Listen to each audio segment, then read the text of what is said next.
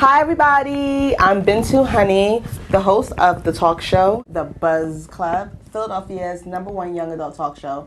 You guys may know me, have seen me. Although I film it in Philadelphia, it's actually a international talk show. I cover many different topics from love, relationships, finances, what's going on in the community, what's happening every day. And, I interview young people who are really trending, who are hot, who are positive, who are making really big gains in their community or in their society or even in their artistry. So it's a very, very diverse type of talk show. I decided that I wanted to do a new segment where you guys could connect with me called What's Buzzin'?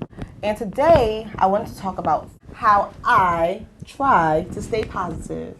I think the biggest misconception with people who hear that, oh, you're so positive.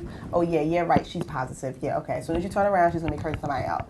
Being positive doesn't mean that you don't curse or that you don't have bad days. That's not even the case. I think it's more so about trying to create a life that actively supports positive living. It sounds like something you read out of a book, doesn't it? It's not.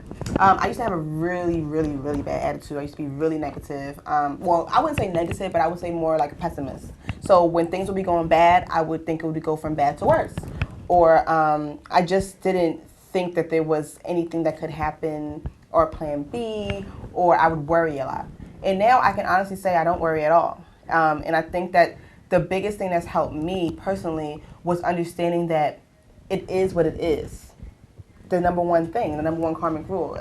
Life is just what it is. Things are meant to be. Things are supposed to be that way. So if something is happening to me, instead of me thinking now like, why me? I can't believe it. Oh my God. I don't even get into all of that. I just kind of look at it for what it is and say, you know what? This is supposed to happen right now for a reason. I don't know what it is, no matter how bad it's looking, but there is a reason, there is a purpose. So just understand that the world and life and people, we all have purpose. So what is it? And I think that idea of purpose was a concept that was developed through reading. So one way that I definitely stay positive, besides understanding purpose, is surrounding myself with positive literature. I read a lot of spiritual books, like Deepak Chopra, Sakti Gawain, creative visualization. I read books that kind of develop my mind to see the world in a different place, to see that third eye, that world of creation, that world of living, that world of gratitude. Those authors, those kind of books, if I read them like every day when I first wake up. I'll get a book and I'll flip. And it doesn't matter what page it is. Sometimes I just read books randomly, spiritual books, because I want the energy of the universe to kind of guide me into what the lesson should be for the day, or for the week, because I know for me there have been themes in my life, and sometimes one theme that I know that I constantly reoccurs is patience. I'm learning to be more patient with not just others, but with myself, for understanding that I can't do everything, I can't be every place, I can't do all things at once. So that helps, reading literature. Another thing that keeps me positive is affirmations. So that's something that I learned a long time ago through reading, especially from creative visualization. Affirmations are like sayings that you say, like statements, and they're placed in the now. They're not really placed in the future. Like you wouldn't say, I will be successful, I will be rich. You would say, I am rich, I am successful. And then you would look at in the mirror at yourself saying those things. And I do that often. Or when I'm really, really, really stressed out, maybe at work, I'll tell myself, I am calm. You are calm. It is a good day. Even when it seems chaotic, and then it kind of instantly transforms itself, and the day does become a good day. It's kind of like magic. You know how they say there's power in the tongue, or there's power in thoughts, and they become real, and they happen? That's the stuff that happens. It's like The Secret. And I also watch positive things, too. I don't watch gory. Well, I can't say that. I do watch Snap, and I do watch Law and Order SUV, and I do watch Game of Thrones, and those are very, very gory kind of shows to watch sometimes. But when I say like I watch positive things, like I don't watch like a bunch of negative trash talking stuff. Like I don't watch that. Like I try to stay off the blogs as much as possible. I try, But, when you're in current events, you do, you get information from everywhere. But I try to filter it out because one thing I do notice that if I'm on the blogs too much, if I'm reading too much of that, gossip and sassiness, then I become that. I'm not going to lie. I do become that. So I try to steer away from that, surround myself with positivity. I have the books, right? I have prayer. Prayer is one way.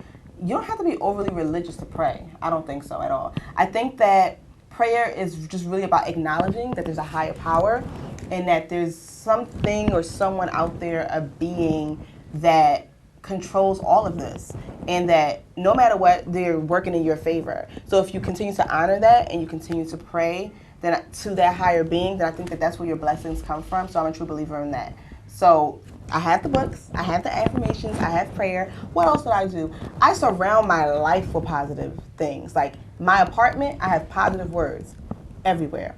I may have peace, I may have things on my refrigerator, hanging up, and constant reminders, pop-ups in my phone, positive things, positive messages that just are subliminal. The same way we see negative things in the media, the same way we see images that tell us, women should be a certain size and this and that, plastic surgery, big booty. The same way we see all those things and people go out and they do them because of what they see. Imagine if people saw more positive things, what they would be doing instead. And so that's definitely helped to change my attitude.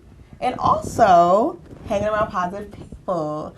I have some really, really, really awesome, crazy, great, and amazing friends that believe in me, that are doing great work, and that are like teachers, special education teachers, artists, bankers, clothing designers, jewelry designers. My friends are amazing, and what they do is so positive, and it just transmits onto me. And then when I'm around them and I'm telling them, this is how I'm feeling, I don't know if this is going to go well or whatever, they're like, no, you got it, girl. You are been too, honey. Don't worry. And I'm like, okay, I got this. So it does help to have great friends and family, but that goes without saying because my family's awesome as well. So for me, that's pretty much how I live a positive life right now. I can't say that every day is a perfect day. I can't say that I don't make mistakes you know what I mean? But one thing I do notice is that because I started living more of a positive life, I also started being able to let go easily more. And now when things happen, I can now apologize much quicker and let things go and mend relationships versus the past where I would give out more negativity because it was negative to me. But see, when you're a positive person, it doesn't matter who's bringing what to you because it filters out. It's like the Matrix, It's like negativity all around. I'm going through it because here comes positivity. It's how I am. So I think that when you follow those steps and live a positive life and apply it in addition with your goals and align it, if you say, okay, now I'm going to be positive and these are the goals that I have to live, and you go forward, then you have true focus. And that enriches your life. So be more positive.